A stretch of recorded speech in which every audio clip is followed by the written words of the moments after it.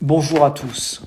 Aujourd'hui, nous allons nous intéresser à une annonce qui est annoncée, notamment comme on le verra dans le Nouveau Testament. Et c'est une annonce sur un lieu en particulier qui a pour nom l'AGN, ou plus généralement, on appelle ce lieu l'enfer. C'est décrit comme étant un lac de feu où les âmes pécheresses vont donc être pris dans ce feu-là pour être tourmentés. Donc voici, si vous voulez, d'une manière assez simplifiée, cette vision de cette annonce-là que l'on va retrouver dans le Nouveau Testament, notamment dans Matthieu au chapitre 23 au verset 33. On nous dit « Serpent, race de vipère, comment échapperez-vous au châtiment de la géhenne ?» Alors, la première chose que l'on va mettre en avant, c'est que cette annonce-là, si vous voulez, ce châtiment à venir pour les pécheurs, les méchants, eh bien, on la retrouve finalement uniquement dans le Nouveau Testament. C'est-à-dire que ce mot de la géhenne, si vous allez dans les Strong, et je vous invite vraiment à suivre tous les passages que l'on va vous indiquer, eh bien, ce mot provient du grec. Il provient de Géna. Et si vous allez dans les Strong, vous allez vous apercevoir que ce mot, eh bien, on ne le retrouve uniquement dans le Nouveau Testament. Donc, déjà, par rapport à cette vision de l'enfer que l'on veut nous proposer, eh bien, on se rend compte que on ne le retrouvait pas forcément avant dans l'Ancien Testament. Et c'est pas la première fois qu'on se retrouve devant ce cas de figure. On avait vu que pour le Saint-Esprit et toute la doctrine qui était associée à ce Saint-Esprit, eh bien, on ne retrouvait pas du tout ce mot dans l'Ancien Testament. Ici, c'est également le cas.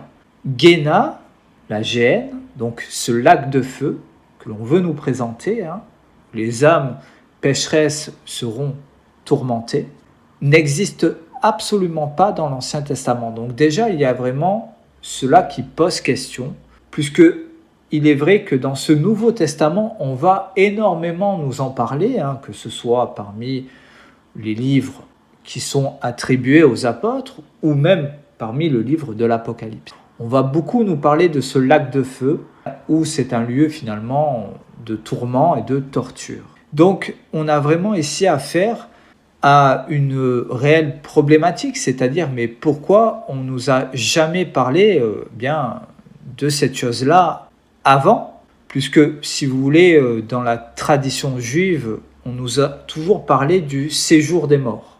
Le séjour des morts, ou parmi le judaïsme, on appelle cela le Sheol.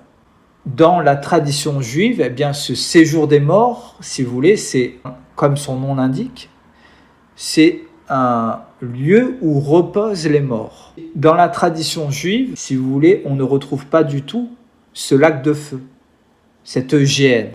Donc il y a vraiment une nouveauté ici, justement, dans ce Nouveau Testament, concernant cette chose-là et ce lieu de la géhenne. Alors, ce lieu de la géhenne, comme on l'a vu, scripturairement, il n'a pas de source hébraïque, scripturairement. Mais par contre, il va s'inspirer d'un lieu qui a réellement existé parmi le peuple d'Israël à une certaine époque. Et ce lieu, c'est la vallée de Ben Hinnom. Si vous voulez, le mot géhenne aurait pour fonction de faire rappeler ce lieu-là. Cela, il faut le savoir, mais scripturairement, le mot n'existe pas dans l'Ancien Testament. Donc il faut bien dissocier ces deux choses. Alors la vallée de Ben Hinnom, eh bien, qu'est-ce que c'était ? Cela, on peut le retrouver dans Jérémie au chapitre 19 au verset 2.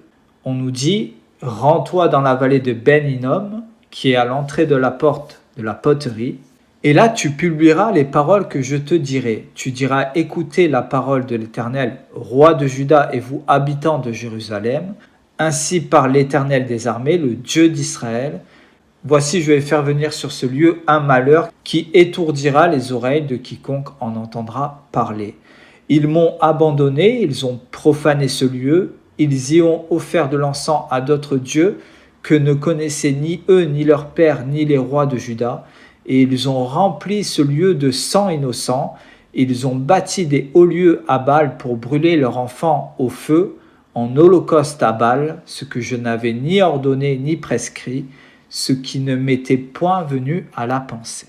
Donc vous voyez que ce mot Géhenne, en réalité, bien qu'il n'a pas de source scripturaire hébraïque, a une inspiration concernant justement cette vallée de Ben Hinnom.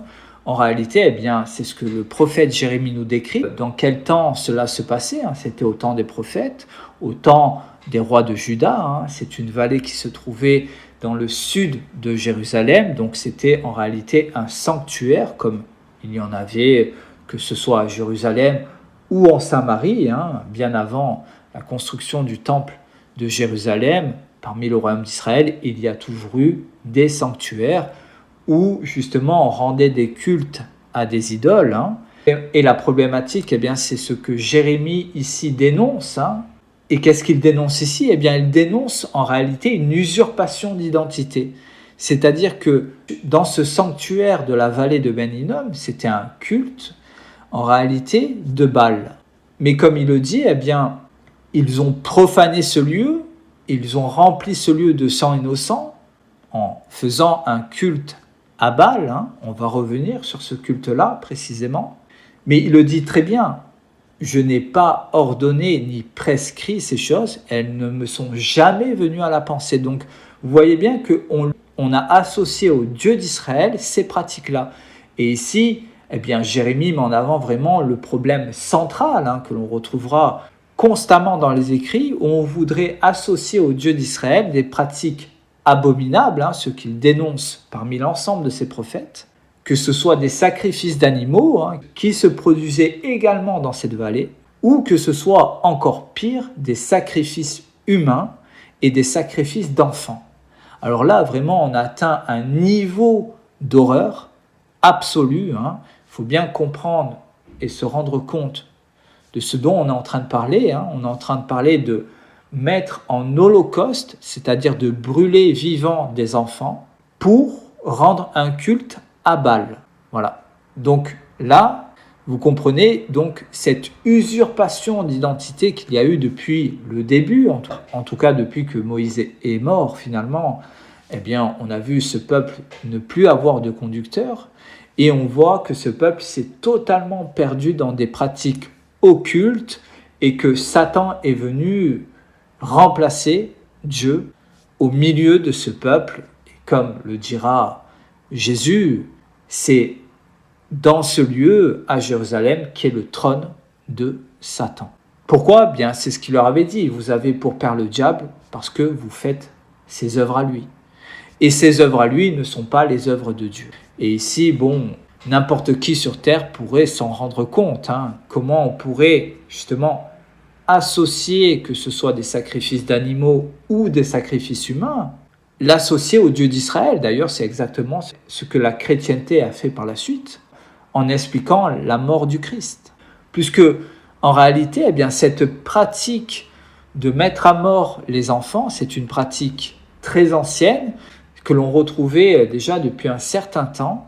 Et d'ailleurs, c'est une loi qu'ils ont écrite comme venant du Dieu d'Israël. C'est pour ça qu'ici, justement, il explique que ce n'est pas lui qui a inscrit ces lois. Hein, il le dit, hein, je n'ai pas prescrit ces lois, donc ces lois étaient prescrites. Donc vous voyez qu'ici, eh bien, Jérémie dénonce cette pratique-là, donc une horreur absolue, hein, pour le coup, un véritable enfer, puisque, eh bien, cette vallée de Ben Hinnom était en réalité, hein, il faut bien s'imaginer, un cimetière à ciel ouvert où il y avait bien des corps décomposés, que ce soit des corps d'enfants ou des corps d'animaux sacrifiés. Donc c'était vraiment une horreur absolue. Donc un véritable enfer. Donc en se basant en réalité sur cet endroit qui a marqué le peuple d'Israël, cet endroit avait une réputation d'enfer, si vous voulez, hein, d'enfer sur terre, eh bien, justement, on va prendre le mot Géhenne pour inspirer justement aux hommes ce qui s'était déjà produit par le passé, en l'associant à ce nom pour indiquer que ce nom, eh bien, évoque cet événement-là et ce lieu-là. Donc voilà, c'était pour vous expliquer un peu les origines de ce mot. Mais comme je vous l'ai expliqué, eh bien, scripturairement, ce mot n'existe pas dans l'Ancien Testament. On ne le retrouve absolument pas. Et on veut nous expliquer dans les esprits, finalement, et là est le problème, et cela va devenir un immense paradoxe par rapport à ce que l'on a vu, c'est qu'on veut nous expliquer qu'il y a un lac de feu pour les pécheurs, où ils seraient tourmentés éternellement. Donc ce lac de feu, c'est Dieu qui l'aurait créé. En tout cas, c'est ce que l'on nous dit. Notamment dans le livre d'Apocalypse, au verset 20 au chapitre 11, on nous dit « Puis je vis un grand trône blanc, et celui qui était assis dessus, la terre et le ciel s'enfuirent devant sa face, et il ne fut plus trouvé de place pour eux. Et je vis les morts, les grands et les petits, qui se tenaient devant le trône. Des livres furent ouverts, et un autre livre fut ouvert, celui qui est le livre de vie. Et les morts furent jugés selon leurs œuvres, d'après ce qui était écrit dans ces livres. La mer rendit les morts qui étaient en elle, la mort et le séjour des morts rendirent les morts qui étaient en eux, et chacun fut jugé selon ses œuvres. Et la mort et le séjour des morts furent jetés dans l'étang de feu, c'est la seconde mort, l'étang de feu. Quiconque ne fut pas trouvé écrit dans le livre de vie fut jeté dans l'étang de feu. Vous voyez que, eh bien, on veut nous expliquer cette chose-là, donc en rapport donc avec ce qu'on retrouvait déjà parmi, eh bien, les livres des apôtres. Cet étang de feu, cette géhenne, qui va trouver, comme on l'a vu, son inspiration parmi la vallée de Ben Hinnom. Alors là, on est vraiment face à un immense paradoxe. Et effectivement, cela est un non-sens absolu et un immense paradoxe. Pour quelle raison ? Eh bien, c'est ce qu'on a vu dans le livre de Jérémie. Jérémie dénonce justement les pratiques abominables qui se sont produites dans la vallée de Ben Hinnom. Il dénonce aussi l'usurpation d'identité qu'il y a eu concernant Baal, et où les prêtres religieux déclaraient que ce qu'ils faisaient était une prescription du Dieu d'Israël. C'est le prophète Jérémie qui le dénonce ici. Il le dit, je n'ai ni ordonné ni prescrit ces choses. Donc, s'il le dit, c'est que cela existait. Et il le dit, ça ne m'est pas venu à la pensée de telles horreurs. Effectivement. Donc, vous voyez que ces horreurs-là, ces pratiques-là, lui étaient associées. Et c'est là qu'intervient cet immense paradoxe de cette vision annoncée, de cette géhenne, de cet étang de feu. C'est que, justement, elle prend inspiration de cette vallée de Ben Hinnom. Mais cette vallée de Ben Hinnom est une abomination pour Dieu. C'est une horreur absolue. Donc, comment lui-même pourrait créer un environnement semblable à celui-là? Comment c'est possible? Et c'est là qu'intervient donc cet immense paradoxe. Comme il indique, je n'ai ni ordonné ni prescrit ces choses-là, et cela ne m'est pas venu à la pensée. Donc, si cela ne lui est pas venu à la pensée, comment c'est possible qu'il crée justement un environnement similaire, c'est-à-dire cette géhenne, cet étang de feu? Comment c'est possible? Puisqu'il vient dénoncer justement ces horreurs-là, et que cette géhenne, cet étang de feu est une inspiration justement de ce lieu que lui-même dénonce. Est-ce que vous comprenez donc cet immense paradoxe? Puisque l'ensemble des prophètes ont toujours dénoncé justement les malversations, les mensonges qu'on associe au Dieu d'Israël. Et c'est exactement ici ce que le prophète Jérémie vient d'énoncer, c'est-à-dire que il le dit, je n'ai pas ordonné ni prescrit ces choses-là, donc c'est qu'elles étaient ordonnées et prescrites au nom du Dieu d'Israël. Et on retrouve exactement la même chose concernant les sacrifices d'animaux. Ceci, vous pouvez le retrouver au chapitre 7 à partir du verset 21, où il le dit « Je n'ai donné aucun ordre au sujet des sacrifices et des holocaustes ». Vous voyez qu'on veut toujours associer les pires pratiques au Dieu d'Israël, alors que lui le dénonce. Le prophète Ézéchiel va justement dénoncer ces mêmes choses. Et là, il n'y aura plus aucun doute concernant l'affiliation qu'il y a entre ces pratiques-là que l'on faisait dans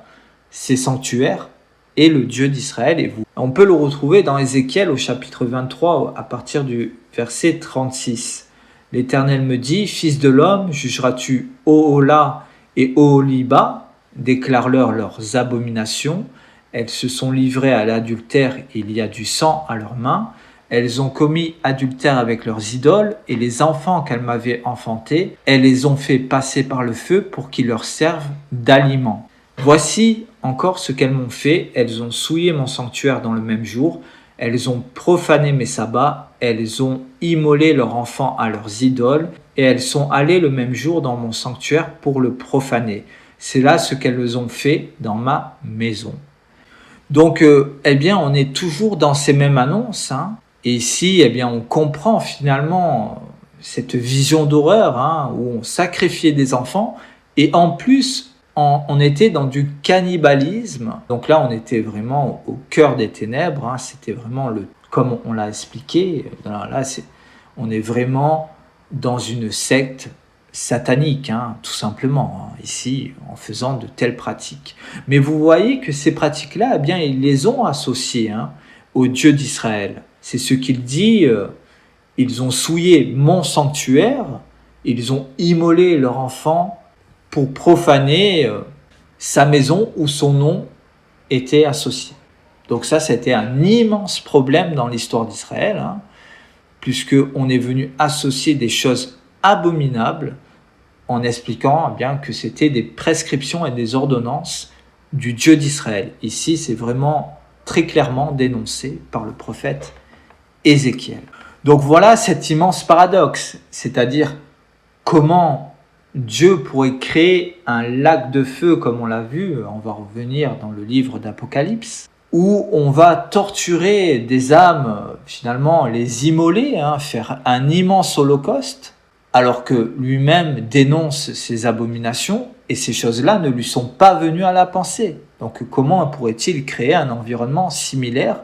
Comment ça pourrait un jour lui venir à la pensée ? Donc vous comprenez que ce n'est pas possible.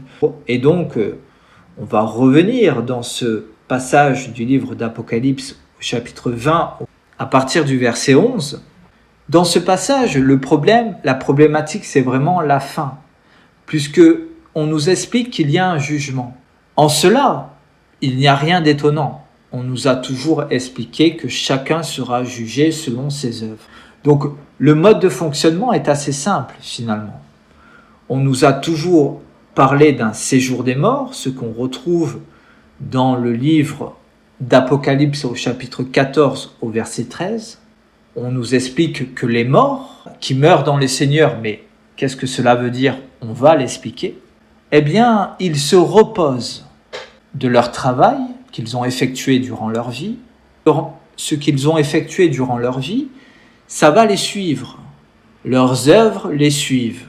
Donc ici, vous voyez qu'il n'y a rien de nouveau dans ce que l'on nous explique. On nous parle d'un séjour des morts, d'un repos, où il ne se passe rien. C'est un lieu, si vous voulez, léthargique. Il ne se passe absolument rien. Et simplement, qu'est-ce qu'il se passe par la suite ? C'est ce que l'on a vu, précédemment. On a cette résurrection. Et ce sont les œuvres de ces hommes et ces femmes qui leur permettent de, justement, participer à cette résurrection. En cela, il n'y a rien de nouveau. Et comme Jésus l'a dit, et cela est tout à fait vrai, celui qui croira en moi aura la vie éternelle. Effectivement. Donc, alors, effectivement, dit simplement de cette manière, c'est-à-dire d'une manière assez religieuse, cela ne veut strictement rien dire. Mais, justement, croire en lui, c'est pratiquer ses œuvres. Et ces œuvres que l'on pratique permettent d'accéder à cette vie éternelle. C'était ce qu'il avait dit quand on lui avait posé la question, « Maître, comment hériter de la vie éternelle ?» Pratique les commandements. Donc vous voyez qu'il n'y a rien d'incohérent dans ce mode de fonctionnement que l'on a toujours retrouvé et on nous a toujours parlé de la même chose. Et effectivement, cette vie éternelle, ce n'est pas que la mort ne sera plus, c'est que en réalité, effectivement, ceux qui prendront part à cette résurrection vivront éternellement, puisque Ils prendront part à cette résurrection par de nouvelles naissances, donc dans un système que l'on a toujours connu, qui est naturel. Donc, par de nouvelles naissances, vous allez constamment renaître. Et donc, en cela, effectivement, vous allez être dans une vie éternelle. Tout simplement. Mais c'est dans un système tout à fait naturel. Comme on l'avait déjà expliqué, eh bien, votre esprit et votre corps est lié par justement une marque qui est votre ADN, et votre ADN est tout à fait unique. Eh bien, par cela, Dieu vous a marqué, et par vos œuvres, eh bien, cela vous permettra de renaître finalement, hein, on va employer ce mot de renaître éternellement, tout simplement. Et c'est là qu'intervient justement cette problématique de ce que l'on nous annonce dans le chapitre 20 d'Apocalypse. C'est vraiment la fin qui est un problème.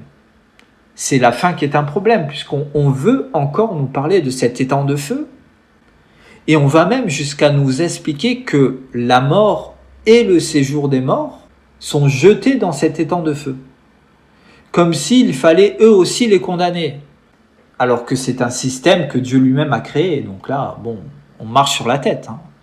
La vie et la mort, c'est un système que Dieu a créé. C'est une chose que l'on peut voir dans l'univers tout entier. Donc si c'est comme ça, c'est bien que Dieu a créé ces choses-là.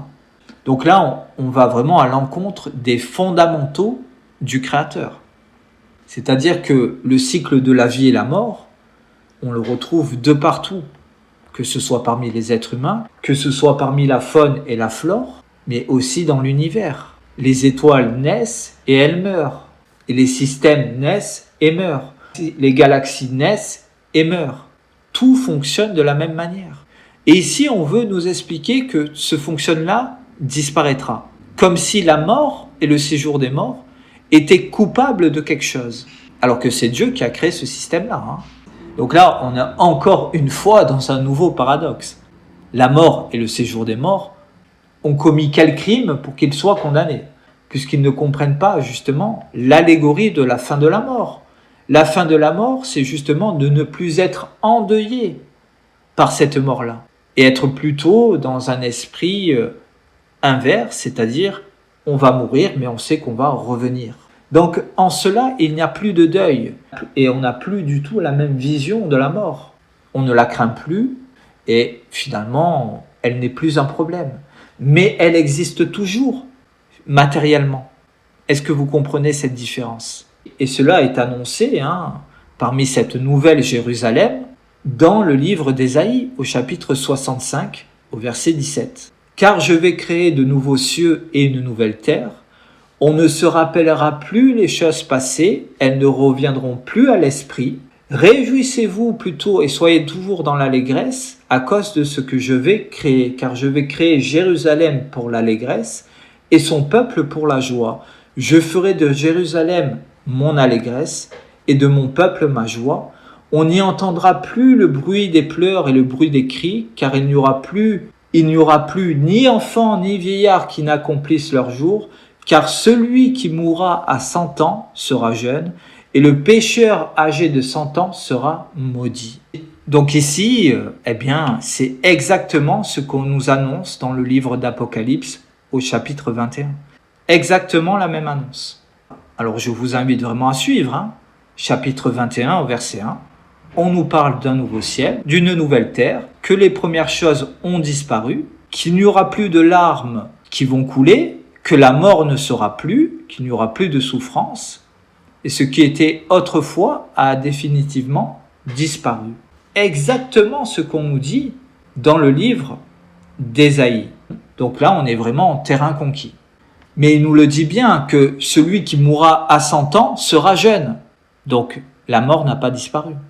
Simplement, comme il nous le dit, et donc cela est une éventualité, que probablement que les hommes vivront plus longtemps.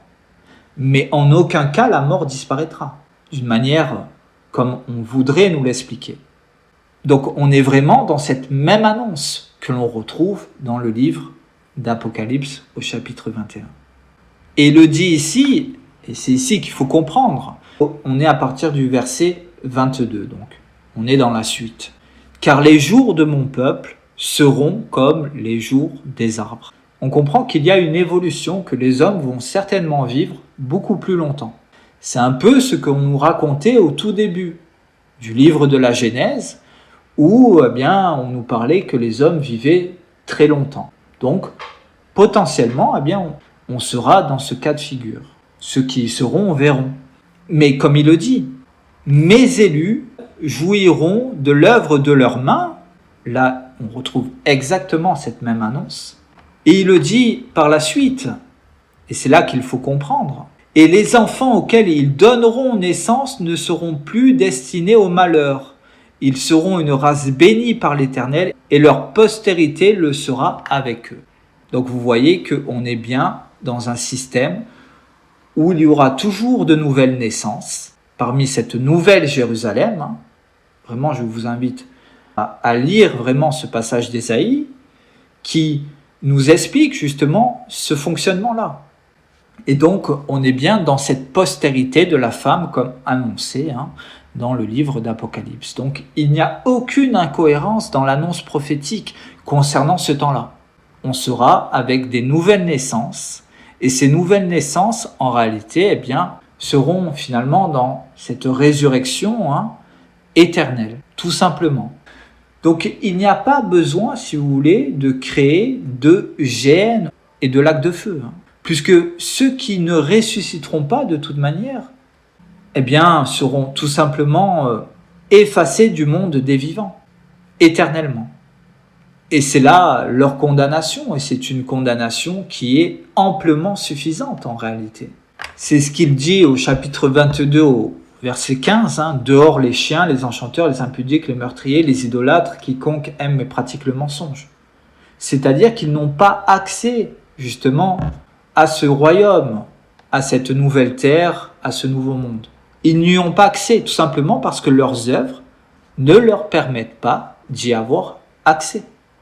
Tout simplement. Mais ce n'est pas pour autant que Dieu va les mettre dans un lac de feu. Ils n'existeront plus.